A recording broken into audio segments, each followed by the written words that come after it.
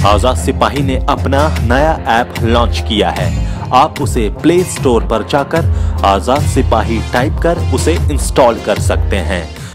नमस्कार, आजाद सिपाही के प्राइम बुलेटिन में आपका स्वागत है। मैं हूं राहुल सिंह। आज की प्राइम की प्रमुख खबर कुछ इस प्रकार है। आंगनबाड़ी केंद्र में घटिया मोबाइल आपूर्ति की जांच करेंगे सीएस। स्पीकर ने दिया नियमन, कहा चलते सत्र में जांच कर रिपोर्ट दे। विधायक शिवपूजन मेहता से रंगदारी मांगने वाले 2 अपराधी गिरफ्तार। 14 अरब के स्मारक घोटाले में मायावती पर शिकंजा। कई करीबियों के 6 ठिकानों पर ईडी की छापेमारी। विवाहिता का हाथ पकड़ जन शताब्दी के आगे कूदा प्रेमी, दोनों की मौत। बोकारो स्टील सिटी में आयोजित पर्यावरण संकल्प सभा में बिंदु भूषण दुबे ने कहा, मोबाइल का रेडिएशन हम सबके लिए खतरा, और वहां मौजूद सभी को स्वच्छता का संकल्प भी दिलाया। बेनामी संपत्ति मामले में लालू फैमिली को झटका, राबड़ी और हेमा के फ्लैट किए गए जब्त। अब सुनते हैं खबर विस्तार से।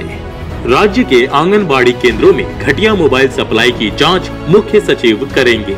गुरुवार को विधानसभा की कार्यवाही के दौरान स्पीकर दिनेश उरांव ने इस बाबत नियमन दिया।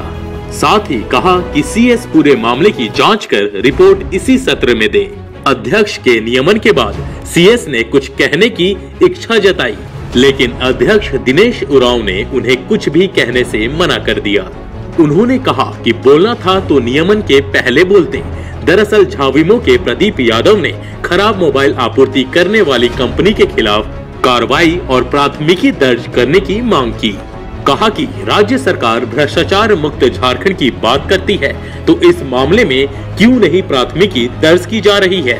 2 वर्ष से पहले ही 3 करोड़ खर्च कर आंगनबाड़ी सेविकाओं को मोबाइल दिया गया था। उसमें से ज्यादातर मोबाइल खराब हो गए हैं और आधे मोबाइल बांटे ही नहीं गए। 2 साल में तकनीक काफी बदल गई और अब नई तकनीक के मोबाइल की आवश्यकता है। इसलिए पुरानी कंपनी से राशि वसूली जाए और उस पर प्राथमिकी दर्ज की जाए। मुख्यमंत्री रघुवर दास ने हस्तक्षेप करते हुए बताया कि मोबाइल फोन खरीदारी मामले में भारत सरकार से पत्राचार किया जा रहा है। कारण यह योजना केंद्र सरकार की है। इस कारण कार्रवाई के लिए केंद्र को पत्र लिखा जा रहा है। बताया कि राज्य सरकार ने दोषियों के खिलाफ कार्रवाई का आग्रह केंद्र से किया है। उन्होंने कहा कि खराब मोबाइल को रिप्लेस किया जाएगा और बाकी बचे मोबाइल की खरीद होगी। अब नजर डालते हैं आज की दूसरी प्रमुख खबर पर। विधायक शिवपूजन मेहता से रंगदारी मांगने वाले 2 अपराधी गिरफ्तार। रांची पुलिस को बड़ी सफलता हाथ लगी है। पलामू के हुसैनाबाद विधायक कुशवाहा शिवपूजन मेहता को फोन पर जान से मार डालने की और 20 लाख की रंगदारी की धमकी देने वाले 2 लोगों को गिरफ्तार किया गया है। पुलिस ने इन दोनों अपराधियों को पलामू जिले के चपला से गिरफ्तार किया है। इन अपराधियों ने 6 बार विधायक शिवपूजन मेहता को कॉल कर रंगदारी मांगी थी। पुलिस की गिरफ्त में आए 2 अपराधी दीपू मोदनवाल और रोशन सिंह परमार हैं। इन्होंने विधायक शिवपूजन मेहता को कॉल कर 28 जनवरी को रंगदारी मांगी थी। तकनीकी शाखा एवं साइबर सेल की मदद से अपराधी दीपू मोदनवाल और उत्तर प्रदेश के चंदौली जिला निवासी रोशन सिंह परमार को गिरफ्तार कर लिया है। दोनों रंगदारी मामले में उपयोग किए गए मोबाइल फोन और सिम भी बरामद कर लिया गया है। दोनों अपराधियों ने पुलिस के द्वारा पूछताछ क्रम में अपना दोष स्वीकार कर लिया है। बीते 28 जनवरी को विधायक शिवपूजन मेहता जब विधानसभा परिसर में थे तब उनके मोबाइल पर अज्ञात अपराधी कर्मी के द्वारा फोन कर 20 लाख रुपए की रंगदारी की मांग की गई थी। रंगदारी नहीं देने पर गोली मार देने की धमकी देते हुए गाली गलौज किया था। अपराधियों ने 6 बार फोन किया था। विधायक शिवपूजन मेहता द्वारा वरीय पुलिस अधिकारियों को सूचित करते हुए स्थानीय जगन्नाथपुर थाना में प्राथमिकी दर्ज कराई थी। अब नजर डालते हैं आज की तीसरी प्रमुख खबर पर। 14 अरब के स्मारक घोटाले में मायावती पर शिकंजा। कई करीबियों के 6 ठिकानों पर ईडी की छापेमारी।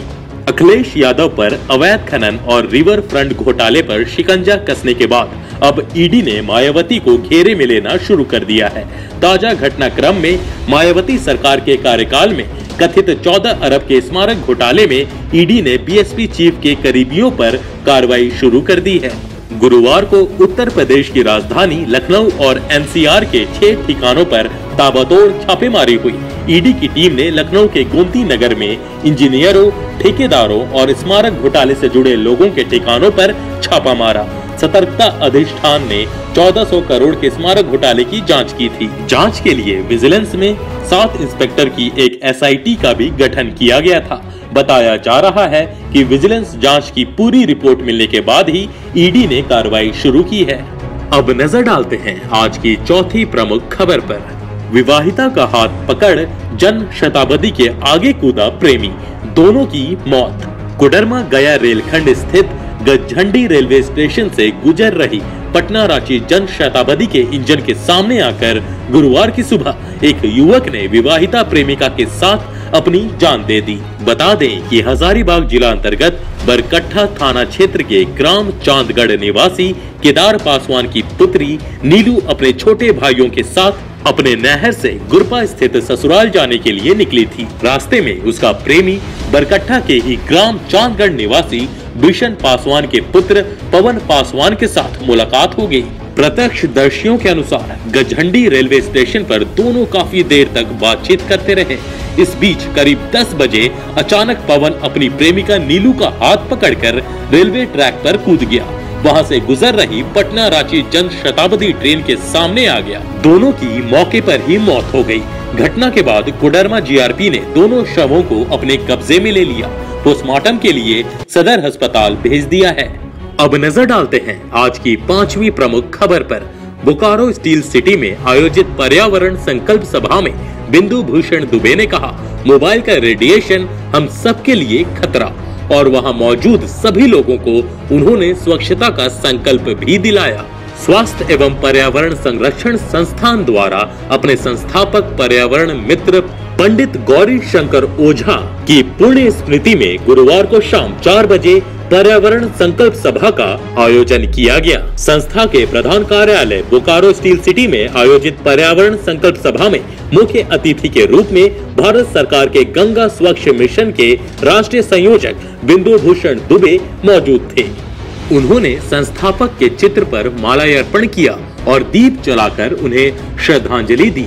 अपने संबोधन में बिंदु भूषण दुबे ने कहा कि मोबाइल से निकलने वाला रेडिएशन न सिर्फ हमारे स्वास्थ्य को नुकसान पहुंचा रहा है, बल्कि हमारे आने वाली पीढ़ियों के लिए भी यह खतरा बढ़ा रहा है। जंगल कट रहे हैं, नदियां प्रदूषित हो रही हैं, पहाड़ तोड़े जा रहे हैं, भूगर्भ जल का अंधाधुंध दोहन हो रहा है, अन्न की ज्यादा उपज के लिए केमिकल युक्त खादों का प्रयोग किया जा रहा है। यह सब हम अपने लिए संकट को आमंत्रित कर रहे हैं। पर्यावरण मित्र पंडित गौरी शंकर ओझा आज भी हम सबों के बीच अपने विचारों और कार्यों के कारण जिंदा है। अब नजर डालते हैं आज की 6ठी प्रमुख खबर पर। बेनामी संपत्ति मामले में लालू फैमिली को झटका, राबड़ी और हेमा के फ्लैट किए गए जब्त। लालू फैमिली की बेनामी संपत्ति मामले में मुश्किलें कम नहीं हो रही।